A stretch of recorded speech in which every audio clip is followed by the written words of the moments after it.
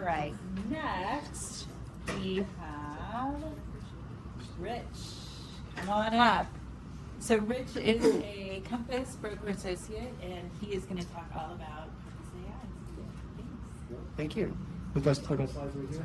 Yes. Oh, All right, cool. page down. And Yeah. if you want, there's a clicker here.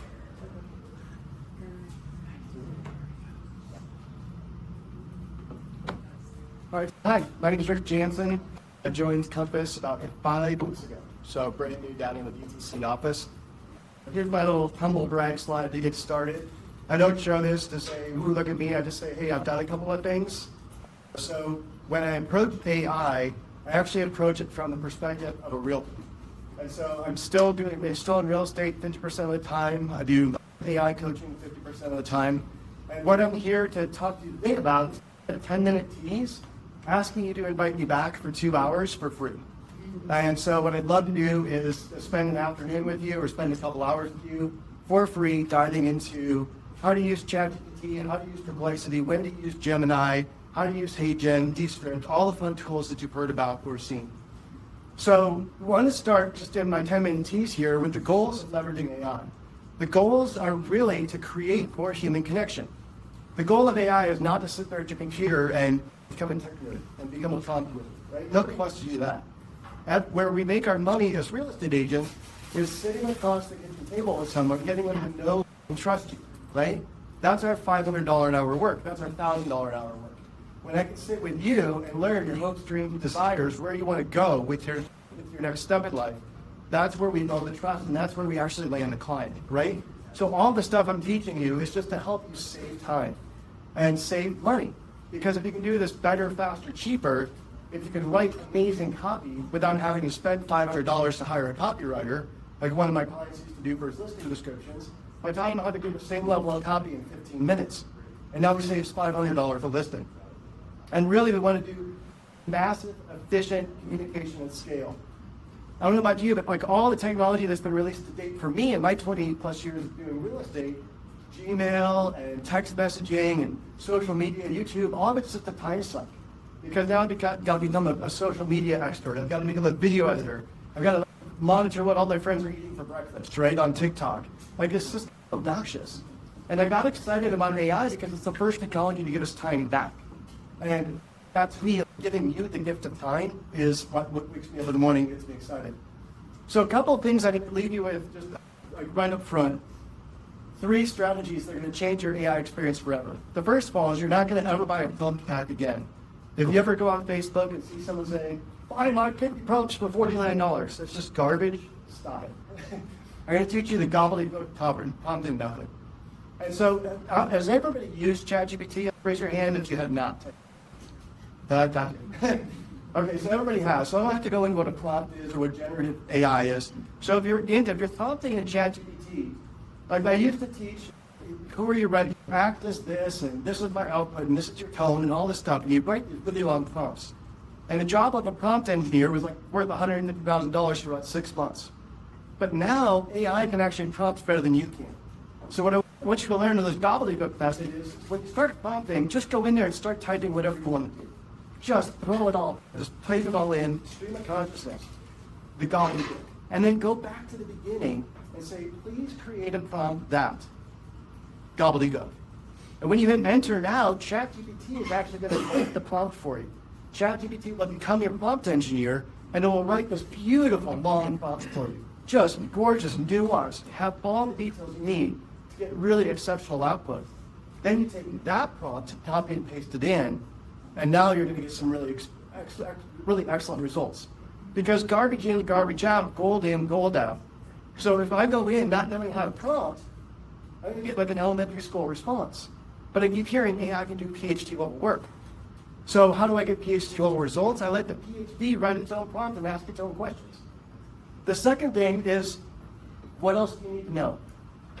If you're hiring a virtual person, like if you're hiring Susan or something, I don't know if they're paid as Susan when they have, and if you're hiring Susan to be your assistant, Susan's going to need to know about you and your job and your business and the way you treat your clients in order to do her job better, right?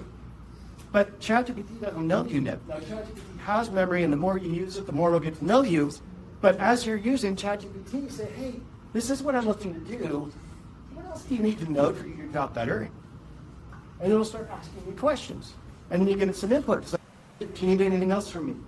And maybe it'll ask you 5 more questions. Now, it knows enough to actually do its job better. So now, if you didn't, but you didn't know what to tell it, right? Because you've never interacted with it before. You've never tried to write a lead magnet with it before. But you say, hey, what else do you need to know to do your job at the highest possible level? It's going to tell you exactly what information is missing. And then it'll tell you some more. So this one will get you so much better results. The last one I want to leave you with is what are you trained on? So if I'm writing email marketing, or if I'm writing a children's book, I need a different copywriter, right? So when you say act as a professional copywriter, you don't know if you're getting Dr. Seuss or if you're getting David Ogilvy or Russell Brunson. So like when I'm trying to start something, I'll say, hey, who are you trained on that does email marketing? Who are you trained on that writes lead magnets in real estate? And it would give me like 5 or 6 options. Okay, here's what I'm looking to do. Who would you pick and why? I don't know those experts. I've never heard of them before. I haven't read, even if I've read in books, I don't remember them. I have a law degree and an MBA, but I don't remember all the authors that I read during my grad school. So I'll say, who are you trained on?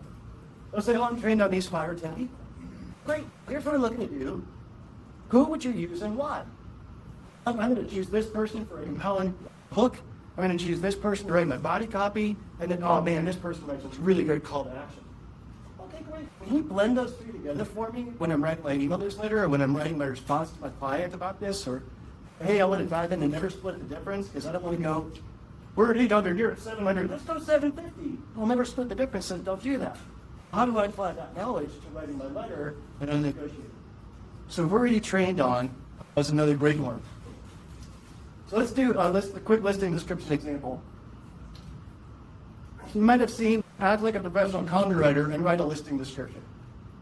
And when Inman or Realtor says, hey, or National Association of Realtors says 70% of people use ChatGPT to write a listing description, this is probably what you're doing. But what I want you to do instead is use the gobbledygook stuff and then go a couple levels deeper. Hey, ChatGPT, can you help me write a prompt that will provide a great listing description for Boulder, Colorado, for a nice mountain property, or for whatever it is? You're going to get this gorgeous prompt.